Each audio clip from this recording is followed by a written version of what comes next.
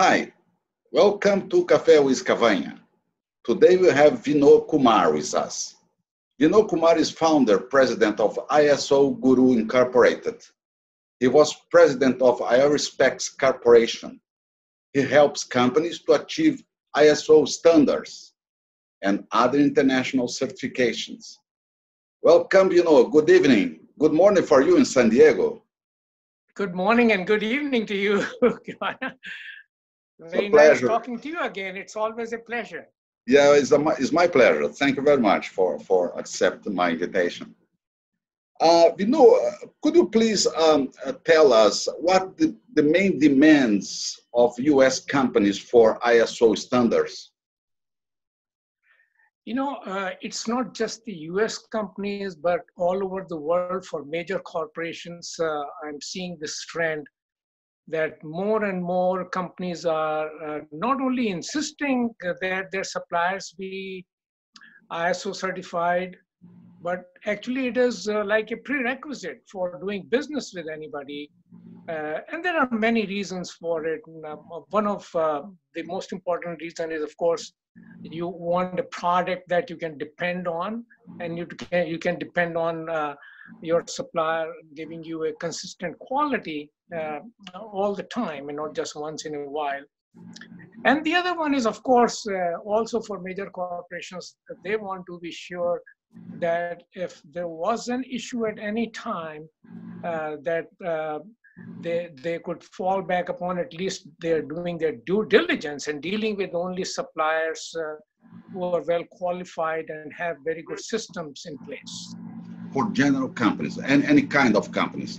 For any kind of companies. And in the US, it has become even more important because especially, of course, dealing with each other also, it's very important. But if any company is dealing with the United States, government of United States, they are insisting that those companies and their suppliers, first year, second year, third year, fourth year, they all be certified to these standards.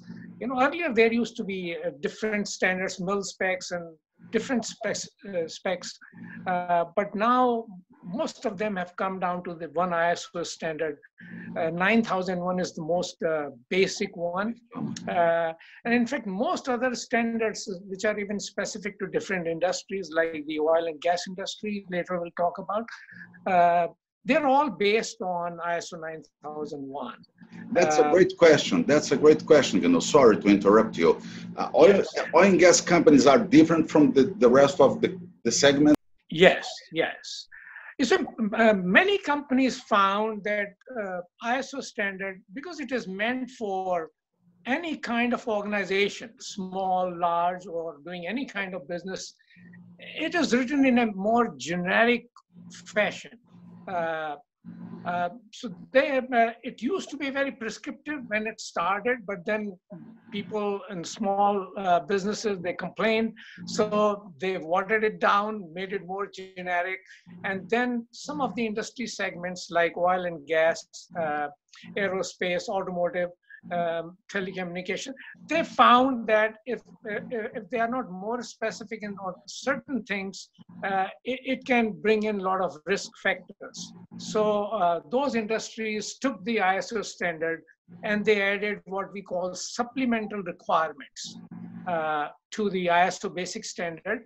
So all those standards, what they do is they state the basic ISO 9001 standard, and as a supplemental requirement, either in bold and caps or outside the box, they will indicate that these are the additional requirements or supplemental requirements. I shouldn't say additional requirements, because basically, if you understand the ISO standard, it implies all those things. But the industry sectors want to be more specific, more prescriptive, so that there is no ambiguity about those organizations in those sectors paying more attention to those details. In terms of oil and gas sector, is it anything special that you could mention for us? Yes. For the oil and gas sector, in 2003, for the first time, they released this standard in association with the American Petroleum Institute, API. All of you are familiar with that. Yeah. And it's called ISO TS 29001. And API, American Petroleum Institute, also publishes the same standard, and they call it Q1. And I'm sure you might be familiar with that, the use of their emblem for the petroleum products. So if you're going to use API's name and their emblem on your products, then you have to be certified to, and you should be completely in compliance with API Q1, which is nothing than ISO TS 29001. And this first edition was 2003, as I said. It has been updated already 3 times. The third edition right now, which is ISO 29001 2010 standard, that was based on the last revision of ISO 9001, which was 2008 revision. And now there is a draft in progress for a further revision for a 4th edition of 29001, which is going to be based on the new structure that has been adopted in ISO since 2015.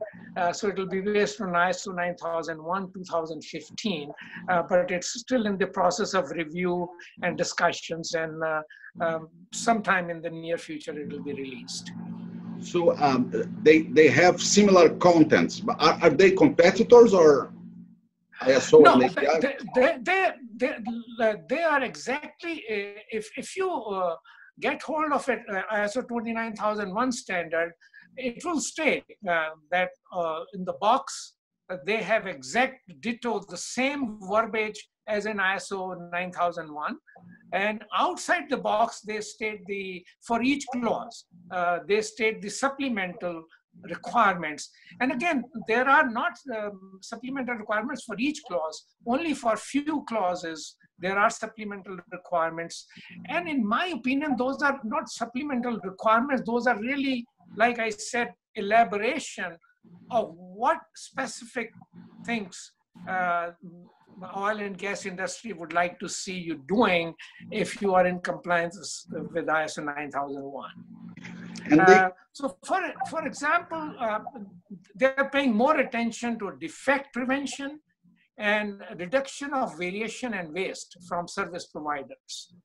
And you can imagine, let me give you a more common example of aerospace industry, because their standard is similar with supplemental requirements. If you took any commercial product, the ramifications of any failures may be serious sometimes, but not as catastrophic as it could be in an aeroplane. If something went wrong, the whole plane comes down, and you know the rest. So they really want to be extremely, extremely careful about certain things. Similarly, in petroleum industry, also, the ramifications can be very severe many times. So they want their suppliers and the people in the industry to pay more attention to defect prevention. So do it right the first time, so they don't have to deal with the residual problems later on. And especially in the areas where failures have severe ramifications. So these are the 2 areas. So there is a lot more emphasis on checking out your suppliers and making sure they have good quality systems in place and all that. We know these standards are more focused on internal processes of another company, for instance, or the relationship with the supply chain and external relationships? The standard is a very good business model. Actually, it's not just for internal processes, and that will be one of the big change, although it was implied in the earlier standards, but in 2015, when they changed ISO 9001, they became more prescriptive about the idea of keeping your all the interested parties in mind when you are determining what as a business you need to be doing and what you should consider as your requirements. So you should, you're supposed to be identifying all the factors relevant to all the interested parties for you as an organization in your industry, in the type of product you have, and of course, product related requirements you will focus more on. And then based on all of that, then you see internally what we should be doing as an organization so that we not only come out with a good quality product that meets the requirements, but it also makes our customers happy, brings them back to us, and there are no problems. Yeah, interesting. And we know, what are the real advantages in implementing these standards for a corporation? But the questions, the special question is it possible to measure these business results and the advantage that we can have with these standards? Absolutely, absolutely. See, this is the other thing that now we are moving from, you know, initially when these standards started, people used to say what you do, which was the documentation part of it, then do what you say, which was the implementation part of it. Whatever you say in your procedure, do that way.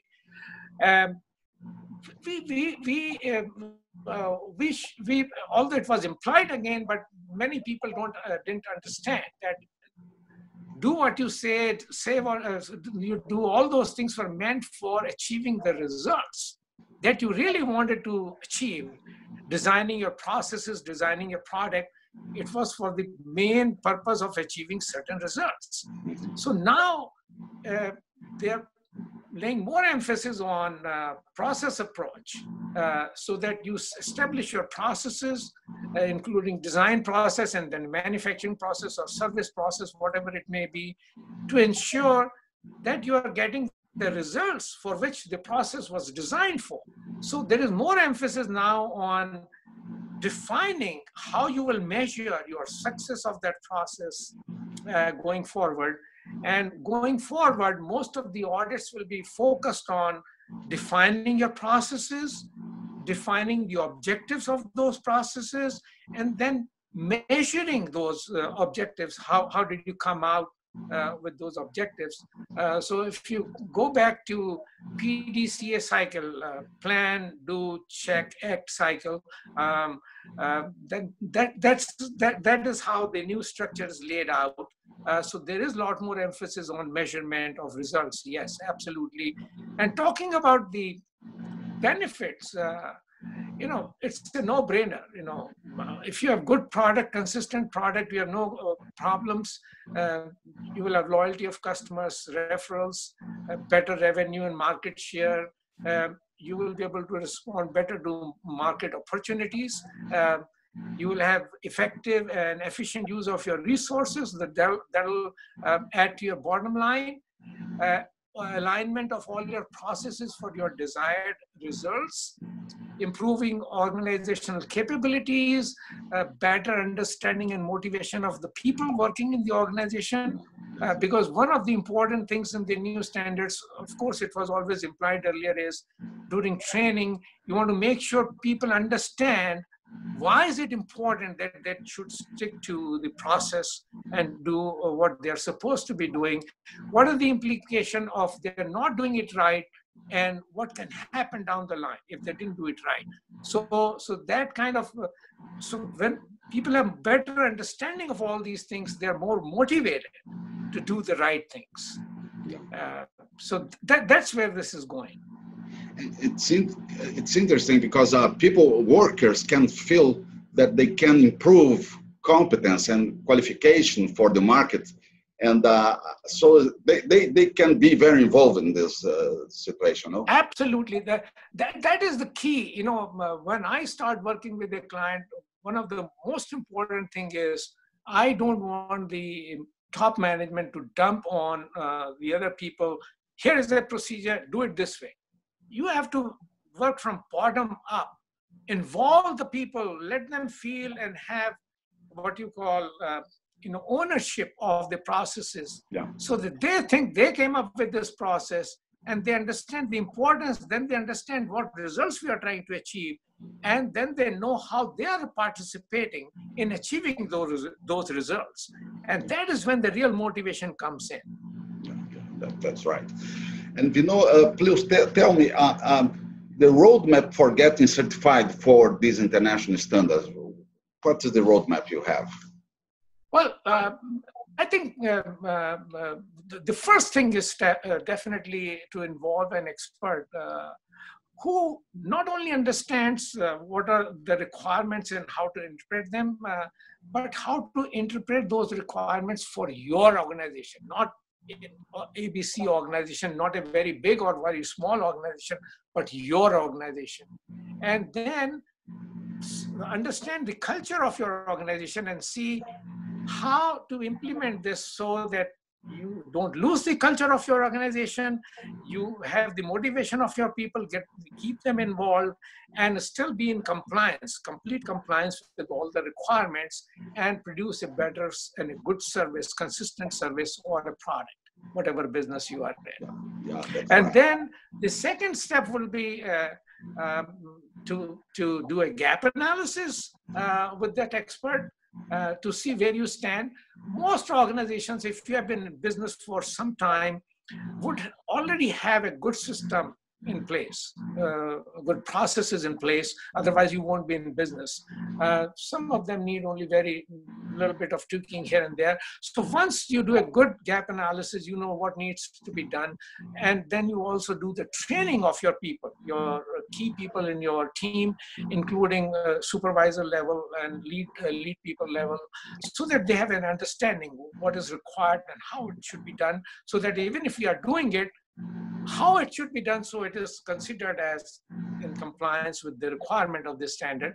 So then after the training, of course, you will go and fine-tune everything so that if there is an audit, you can get yourself certified and pass the audit.